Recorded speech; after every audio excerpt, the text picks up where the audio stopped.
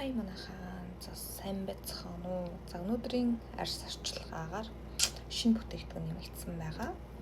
Энэ за би буруу уншиж магадгүй нампузин гэдэг солонгосын алдартай одоо нэг ер нь бол хүчтэй царилах үйлчилгээтэй тийм бүтээгдэхүүн авсан.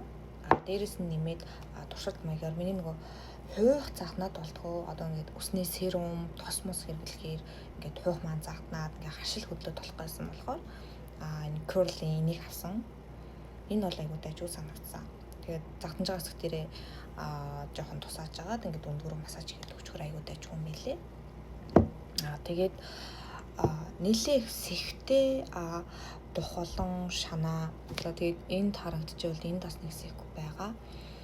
Тийм учраас ер нь гаднаас нь ингээд 1000 бүтээгдэхүүн түрхээд ямар ч нэмэргүүн байна гэж бодоод тэгээд энэ Transino гэдэг White Clear гэдэг энэ витаминыг авч ууж байгаа. Энэ яадаг вэ гэхээр ерөнхийдөө нөгөө сэвх буюу нөгөө пигмент үүссэн байгаа шүү дээ. Тэрийг ер нь ингээд цусан дах хэмжээнд нь ингээд багасгаж өгөх зорилтоор ууж байгаа. Тэгээд өдөрт 4-ийг уун, өглөө 2, орой 2 гэдэг 4-ийг уун. Ингээд нэг 2 сар тасралтгүй уужгаад дотроосоо тэр гаднаасаа тэр юм хэрэглээд ирэхээр энэ сэвх бол ерөөдөө бүдгэрч алга болно гэж надад зөвлөсөн. Тэгээд юу ч гэсэн туршилтаар үзэж байгаа дүүртэн хэлнэ за.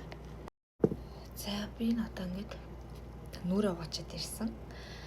За тэгэхээр одоо хэдүүл юу хийх вэ гэхээр юу ч гэсэн эхлээд юу ч лошны түрхчий. Лошн бол төрүүлээд юу яана гэсэн төрүүлээд түрхнэ.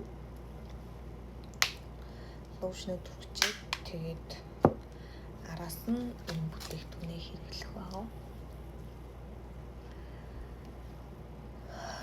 Ер нь нэг өөгөө арьстай байна гэдэг чинь ямар хэцүү юм бэ?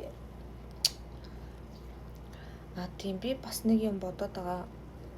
Одоо энд нөгөө нэг эрүүл хоолтын дэлгүүр гээд Японд байдаг байхгүй юу? Тэндээс харин ингээд снекүүд идэж жоохон бичлэгээ сонирхолтой болохын тулд тэгж хийдэг юм билүү гэсэн бодол байна. Ер нь бодчихлаа. Тэгээд яг юу болох нь би сайн мэдэхгүй л юм л да.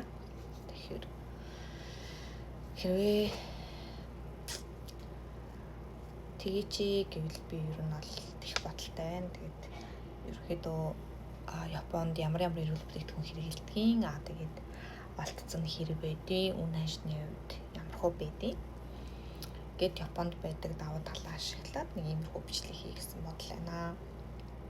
Тэгээд нэг амар үнэтэй бол биш. Би болохоор өөрөө эрүүл хооллохыг аягүй хүсдэг аахгүй юу. Тэгээд тэрнийхээ дагуу ямар ч гэсэн та нартаа өөрөө хэрэглэхийн хажуугаар би та нарт бас санал болгоод та нараас судалдаж авахыг хүсвэл Японд дэлгүүр ороод ч юм уу Японд явж ивэл хэрвээ travel хийж ивэл худалдаад авч болно. Тийм учраас ер нь надад аягүй давуу санагдаад байгаа шүү. Би өөрөө жоохон тиймэрхүү юм аягүй дуртай. Тэгээ ер нь энэ нүрээр гарч байгаа юмнууд чинь их хвшлээ ерөөсөө дотоодоо юу хэрэгжилж байна? Тэр ерөөсөө аягүй гол нэдэг болохоор ер нь бол надад дотор хэрэгжилж байгаа юм аягүй сайн байх ёстой гэж би бодоод байхгүй юу? Яа амар хорсож зүгэл мартчихлаа гэд. Тэгээ нэг гоё 2-3 снек тийм эрүүл снек зардаг дэлгүүр ерөөхдөө судалсан байгаа. Тэгээд ер нь амар завгүй байдаг болохоор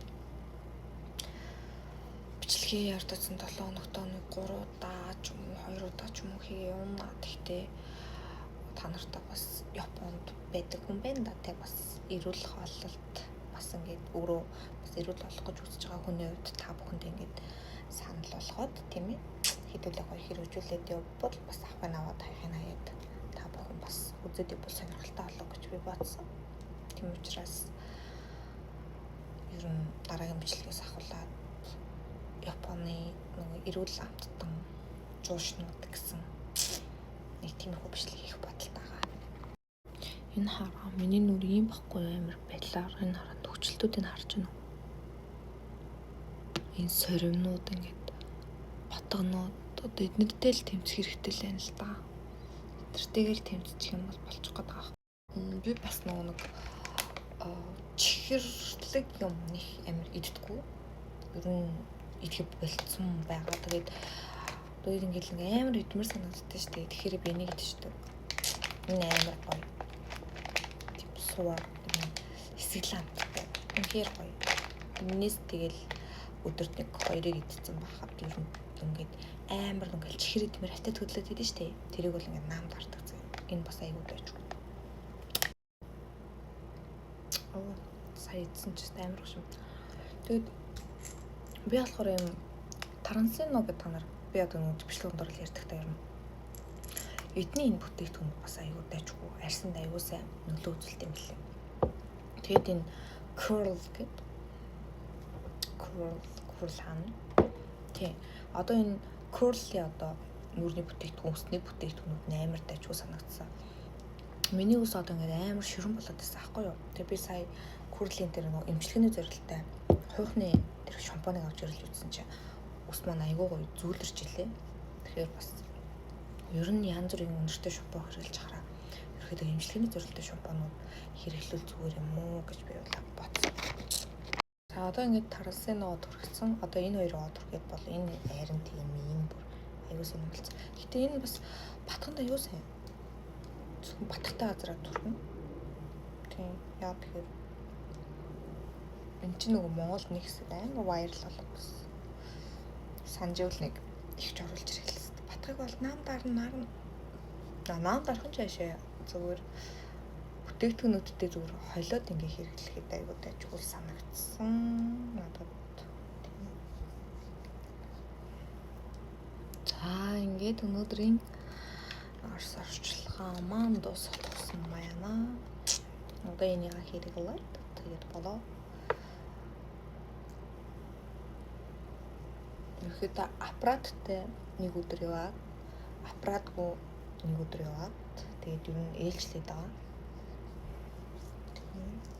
Тийм ээлжилж байгаа.